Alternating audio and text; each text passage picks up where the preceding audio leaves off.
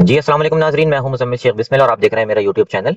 और आज की जो वीडियो है वो बड़ी हाई डिमांड वीडियो है, तो इस वीडियो को ज़रा गौर से सुनकर, समझकर और अच्छी तरीके से तवज्जो देकर जो है देखिएगा, ताकि आपको चीज़ें बेहतरीन तरीके से समझ में आ सकें। और ट्रेडिंग के अंदर ये चीज़ आपको इतना ज़्यादा फ़ायदा देगी कि आप सारी ज़िंदगी इसको यूज़ करते रहेंगे इंशाअल्लाह।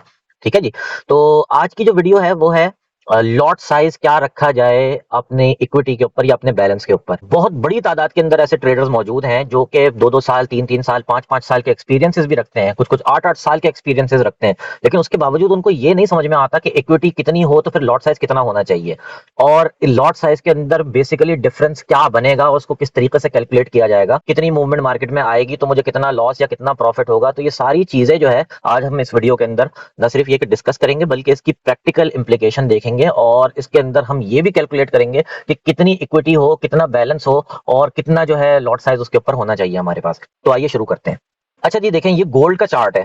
ठीक है जी, गोल्ड का चार्ट है तो इसके अंदर अब जरा कोर्ट्स के पेज के ऊपर जाते हैं हम। और कोर्ट्स के पेज के ऊपर जाने के बाद ये हमारे पास गोल्ड है, ये रहा। ठीक है जी। गोल्ड के अंदर प्रॉपर्टीज के अंदर आएंगे तो हमारे पास कैटेगरी ये बता रहा है मेटल्स। ठीक है जी। उसके बाद डिजिट्स थ्री थ्री का मतलब जो है ये डेसिमल के बाद वाले डिजिट्स की बात हो रही है कि 3 डिजिट्स का ये कोटेशन है। ठीक है। और कॉन्ट्रैक्ट साइज 100। ठीक है। अच्छा, ये एक्सनेस का अकाउंट है और ये डेमो अकाउंट है, तो इस वजह से जो है यहाँ पर ये बीटीसी की वजह से मैंने यहाँ पर इसको यूज कर रहा हूँ अभी। तो यहाँ प्रॉपर्टीज के अंदर वापस आ जाते हैं। तो अब आप देखें कि ये जो है 3 डिजिट्स का यहाँ पर सिर्फ एक्सनेस है जो 3 डिजिट्स के अंदर देता है। मेरे ख्याल से ज्यादातर ब्रोकर्स जो है वो 2 डिजिट्स की कोटेशन देते हैं गोल्ड के अंदर, यानी कि डेसिमल के बाद, पॉइंट के बाद आपके पास 2 डिजिट्स आ रहे होते हैं, एक्सनेस के ऊपर 3 डिजिट्स आ रहे होते हैं। गोल्ड की बात कर रहा हूँ ये मैं। ठीक है ना। अब कॉन्ट्रैक्ट साइज जो है ये बड़ा इंपॉर्टेंट है। कॉन्ट्रैक्ट साइज मतलब 100, यानी कि अगर मैं यहाँ पर चार्ट के अंदर जाने के बाद ये जो ट्रेड है इसके अंदर मैं एक लॉट अगर खोलूंगा तो एक लॉट का मतलब ये 100 के बराबर होगी। ये एक लॉट 100 के बराबर का मतलब ये जो प्राइस यहाँ पर चल रहा है, यानी कि 32-37, आज सैटरडे है तो मार्केट बंद है, तो हमारा मकसद आज जो है सिर्फ कैलकुलेशंस को समझना है और उसके अंदर हम जो है इंशाल्लाह बेहतरीन तरीके से एक्सप्लेन करेंगे चीजों को। तो एक का मतलब हो गया 100। ठीक है ना, एक का मतलब हो गया 100 और 100 का मतलब क्या है कि ये जो प्राइस नजर आ रही है 3237.55। ठीक है। तो जब हम एक को बाय या सेल करेंगे तो ये 100 के बराबर होगा। कॉन्ट्रैक्ट साइज क्योंकि 100 का है ना, तो ये जो प्राइस है ये एक ओंस की प्राइस है। ठीक है। 3237 जो है ये एक ओंस की प्राइस है। तो जब हम एक लॉट यहां पर लेंगे वन, तो इसका मतलब है कि ये 100 ओंस के बराबर होगी। कॉन्ट्रैक्ट साइज वन के अंदर 100 ओंस है। ठीक है ना, जैसे मैंने आपको समझाया। तो अब अगर मिसाल के तौर पर 3237 प्राइस चल रही है, मल्टीप्लाई बाय 100 कर देंगे तो एक लॉट का मतलब ये होगा कि एक लॉट की कीमत इस वक्त जो बन रही है वो 3,23,700 है। ठीक है जी। तो ये जो है इसका कॉन्सेप्ट है। अब ये बात समझ में आ गई। अब इस बात का मतलब ये हुआ कि अगर मैं मिसाल के तौर पर एक लॉट बाय कर लेता हूं और मार्केट 3237 से 3236 के ऊपर, यानी कि $1 नीचे आ जाती है, तो मेरा लॉस हो रहा होगा $100 का।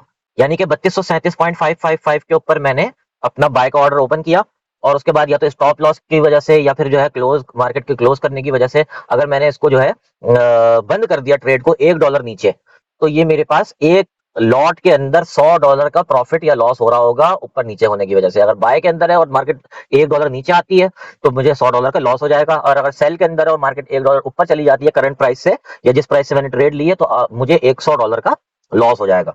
ठीक है जी। तो अब बात ये हुई कि एक लॉट मैंने ओपन कर दी ट्रेड की और मार्केट अगर $1 की भी मूव करती है, यानी कि 37 से 36 के ऊपर भी अगर चली जाती है, तो $100 का लॉस होता है। और अगर मेरे अकाउंट के अंदर ही सिर्फ $100 है तो इसका मतलब ये हुआ कि $1 मूवमेंट आएगी और मेरा अकाउंट वॉश आउट हो जाएगा। ठीक है। तो अब इसका सोल्यूशन क्या है? इसका सोल्यूशन ये है कि मैं लॉट साइज छोटा करूंगा। अब लॉट साइज छोटा कर लेते हैं, मिसाल के तौर पर 0.10 की लॉट अगर खोलते हैं, तो इसका मतलब ये हुआ कि मैं 10 ऑन्स की बाइंग कर रहा हूं। ठीक है। तो इसका मतलब ये हुआ कि मार्केट अगर $1 मेरे खिलाफ मूव करेगी, यानी कि 37 से 36 के ऊपर अगर आ जाती है, तो मुझे $10 का लॉस चल रहा होगा, यानी कि $90 भी मुझे शो हो रहे होंगे इक्विटी के अंदर और बाकी 10 का लॉस चल रहा होगा। ठीक है जी। तो इस हिसाब से अगर कैलकुलेशन करें तो पता चलेगा कि भाई $10 अगर मूव कर गई मार्केट, यानी कि 37 से 27 पर अगर आ गई मार्केट, तो मेरा पूरा का पूरा अकाउंट वॉश आउट हो जाएगा, यानी कि $10 की टोटल मूव मेरे पास बचेगी अगर मैं ये 0.10 की ट्रेड ओपन कर लेता हूँ। लेकिन अगर ये 0.10 की जगह 0.05 की ट्रेड ओपन करता हूँ तो इसका मतलब है कि हर डॉलर के ऊपर $5 की मूवमेंट हो रही है ऊपर नीचे। तो इसका मतलब क्या हुआ? इसका मतलब ये हुआ कि $20 की मूवमेंट के ऊपर मेरा अकाउंट खड़ा हुआ है, अगर $100 का मेरा अकाउंट है। ठीक है। तो $100 का मेरा अकाउंट है तो $20 की मूव अगर कर जाएगी मार्केट तो मेरा अकाउंट वॉश आउट हो जाएगा। लेकिन अगर ये जो सबसे छोटा लॉट साइज है 0.01, क्योंकि इससे छोटा लॉट साइज हम खोल नहीं सकते MT5 के अंदर, ठीक है जी, यहाँ पर गोल्ड के ऊपर। तो 0.01 की अगर लॉट हम खोलते हैं तो इसका मतलब ये हुआ कि मैं 1 ऑन्स की बाइंग कर रहा हूँ, सही है।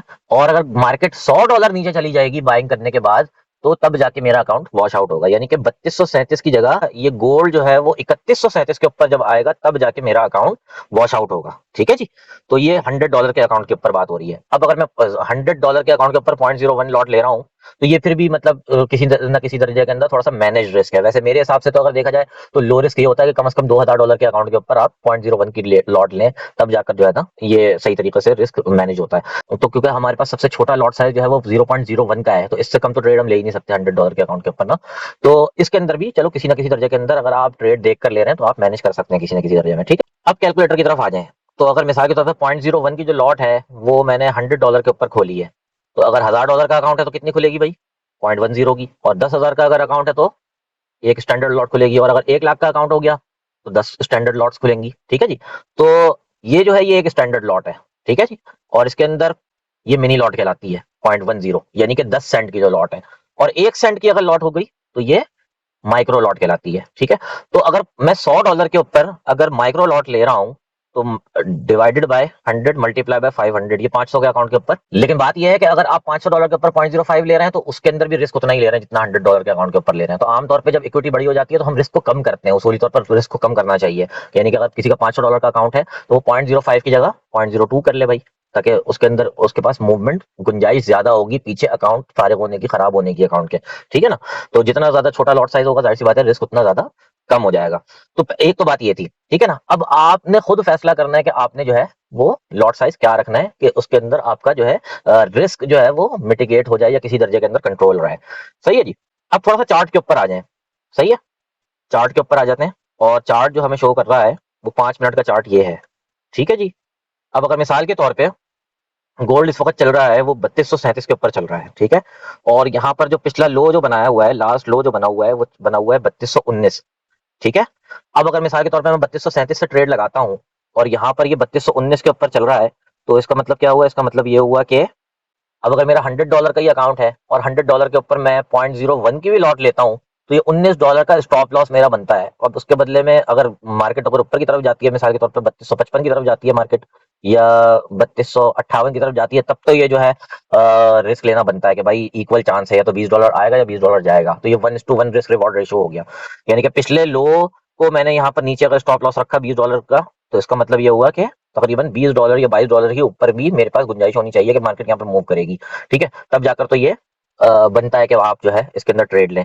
अदरवाइज मतलब इस तरीके के सेटअप के अंदर ट्रेड लेना बड़ा मुश्किल काम है। अब इसके अंदर क्या है, आप जो है मजीद छोटे टाइम फ्रेम के ऊपर आ जाए, और मजीद छोटे टाइम फ्रेम के ऊपर क्योंकि मतलब आपके पास मूवमेंट छोटी है, तो अब आप यहाँ पर देखें, अगर मिसाल के तौर पर यहाँ पर आप अपना स्टॉप लॉस रख रहे हैं यहाँ पर फॉर एग्जाम्पल, और करंट प्राइस के ऊपर ट्रेड लगा देते हैं आप, तो ये कितने डॉलर का स्टॉप लॉस है? ये तकरीबन कोई $4-5 का $5 का स्टॉप लॉस है। और आप यहाँ से मजीद $5 ऊपर की मूव के ऊपर टेक प्रॉफिट ले सकते हैं। यानी कि एवरी टाइम आप जो है वो इतनी गुंजाइश रखें कि भाई 5% से ऊपर आपका जो स्टॉप लॉस है वो ना हो। यानी कि आपको जब पता है कि 0.01 की मैं लॉट यहाँ पर लगाऊंगा और $5 नीचे जो है मेरा लास्ट लो बन रहा है, तो इसका मतलब ये हुआ कि मेरा अगर जाएगा तो $5 जाएगा, और आएगा भी तो भी $5 आएगा। तो चलो इतनी तो गुंजाइश है, ये भी मतलब मीडियम रिस्क में आता है, लेकिन इसके ऊपर आप ट्रेड कर सकते हो बहरहाल जिस दर्जे में भी है। लेकिन अगर आप ये कहते हो कि भाई अगर मिसाल के तौर पर मैं कोई बड़ी स्विंग ट्रेड ले रहा हूँ, $100 का अकाउंट है, तो भाई स्विंग ट्रेड के अंदर तो आप छोटी से छोटी ट्रेड भी अगर लोगे तो फिर तो भाई ये तो आधे आधे अकाउंट को फारिग कर देगी। जैसे फॉर एग्जांपल आप ये देखो, यहाँ पर जो मेजर क्रिटिकल सपोर्ट जोन जो है वो यहाँ पर बन रहा है 3185 के ऊपर, ये 52 नीचे है यहाँ से ये लो। अब अगर इसको टारगेट रख के अगर आप लेते हो और इतने ऊपर लेते हो, तो या तो आधे अकाउंट फारिग होने के मुतारादिफ है ना, कि फौरी तौर पर आधा अकाउंट आपका आगे पीछे हो जाएगा, ठीक है। तो $100 के अकाउंट में तो जो हो सकता है वो मैंने आपको बताया कि 1 मिनट के टाइम फ्रेम के ऊपर आप जो है अगर मार्केट हायर हाई और हायर लोज बना रही है, जैसे फॉर एग्जांपल ऊपर की तरफ अगर जा रही है मार्केट, तो आपने लास्ट लो का टारगेट रखा, मार्केट थोड़ी बहुत रिट्रेसमेंट दे, आपने लास्ट लो के नीचे स्टॉप लॉस लगाया और बाय की ट्रेड लगा दी, मतलब सीधा सीधा ये प्रॉफिट है आपके जिम्मे, ठीक है। तो इस तरीके से आप जो है वो ट्रेड कर सकते हैं। इसके अलावा एक और ऑप्शन भी है, और वो ऑप्शन ये है कि सेंट अकाउंट आप अपना बना लें। जैसे फॉर एग्जांपल ये यहाँ पर सेंट अकाउंट, मेरे पास सेंट अकाउंट भी बने हुए होते हैं, देखें यहाँ पर, जैसे ये रहा, ये देखें, ये सेंट अकाउंट बना हुआ है फॉर एग्जांपल, ठीक है जी। यहाँ पर आप ये देखें कि ये जो पेयर है ये यूएससी दिखा रहा है, ये देखें 28 यूएससी यूएस सेंट, ठीक है ना। यानी कि $1 के 100 हिस्से करता है ये, और हर हिस्सा जो है ना एक सेंट का होता है, और उसको इक्विटी के तौर पे शो करता है। तो इसके अंदर हमारे पास जो लॉट साइज होता है फॉर एग्जांपल, तो ये 0.01 जो है यहाँ पर, वो बेसिकली स्टैंडर्ड अकाउंट का 0.01 नहीं है, बल्कि 0.01 का 100वां हिस्सा है। यानी कि यहाँ पर जब मैं एक्सटेंडेड लॉट लगाऊंगा तब जाके वो वहां के नॉर्मल अकाउंट की 0.01 के बराबर होगी, ठीक है। तो यहाँ पर आपका रिस्क जो है वो काफी हद तक अच्छे तरीके से मैनेज हो जाता है। तो इसको इस तरीके से मैनेज आप कर सकते हैं। अब यहाँ पर अगर मिसाल के तौर पर $100 का अकाउंट है आपका, और यहाँ पर अगर आप 0.01 की ट्रेड लगाते हैं, तो क्योंकि 10,000 की इक्विटी शो हो रही है, ठीक है ना। तो 10,000 की इक्विटी का मतलब क्या हुआ कि अगर मुझे जो है $10,000 यानी $100 है बेसिकली, तो 10,000 सेंट है। तो इसके ऊपर अगर आप जो है 0.01 की ट्रेड लगाएंगे, तो वो तो कभी अकाउंट वॉश आउट ही नहीं होगा। बाय के अंदर अगर आप ट्रेड लगाते हैं, क्यों? क्योंकि $1 के ऊपर $1 जा रहा है ना यहाँ पर, सही है ना। $1 के ऊपर 1 सेंट जा रहा है यहाँ पर। तो अगर 1 ऑन्स की मिसाल के तौर पर मैंने ट्रेड लगाई, यानी कि 0.01 वाली, ठीक है। तो अब 0.01 की ट्रेड का मतलब क्या हुआ कि $1 के ऊपर 1 सेंट जाएगा यहाँ पर। मतलब अगर $1 मार्केट अगेंस्ट आपके मूव करेगी, तो 1 सेंट माइनस होगा आपके पास से। तो इसका मतलब ये हुआ कि अगर मार्केट $10,000 नीचे चली जाती है, तब जाके आपका 100 वाला अकाउंट फारिग होगा। तो इसके अंदर आप फिर थोड़ा सा बढ़ाएंगे मिसाल के तौर पर। अब यहाँ पर स्टैंडर्ड ना लें आप, स्टैंडर्ड की जगह 0.10 ले लें, ठीक है ना। स्टैंडर्ड की जगह मिनी लॉट ले लें। तो इसका मतलब ये हुआ कि $1 अगर मूव करेगा तो 10 सेंट की मूवमेंट होगी, ठीक है। यानी कि $1,000 की फिर भी मूवमेंट आपके पास बचेगी, और इसके अंदर आप बड़ी ट्रेड्स कर सकते हैं, स्विंग ट्रेड्स कर सकते हैं, सारी चीजें इसके अंदर पॉसिबल हैं, ठीक है। तो ये कुछ बेसिक लॉट साइज मैनेजमेंट की बातें थी, जो मुझे लगा कि बहुत ज्यादा जरूरी हैं, और हर बिगनर और हर प्रोफेशनल ट्रेडर, हर किसी के लिए ये चीजें बहुत ज्यादा जरूरी होती हैं। तो अगर आप जो है चार्ट देखते हैं और उसके अंदर आपको ये लगता है कि भाई ये मार्केट इतनी मूव कर जाएगी, तो कितना मुझे लॉस या कितना मुझे प्रॉफिट होगा, तो इस चीज के लिए ये कैलकुलेशन है आना बहुत ज्यादा जरूरी है। तो उम्मीद करता हूँ कि आपको वीडियो आज की अच्छी लगी होगी, और अगर अच्छी लगी है तो कमेंट के अंदर बताइएगा भी। इसके अलावा लोगों के साथ भी शेयर कीजिए, ताकि दूसरों का भी भला हो सके भाई।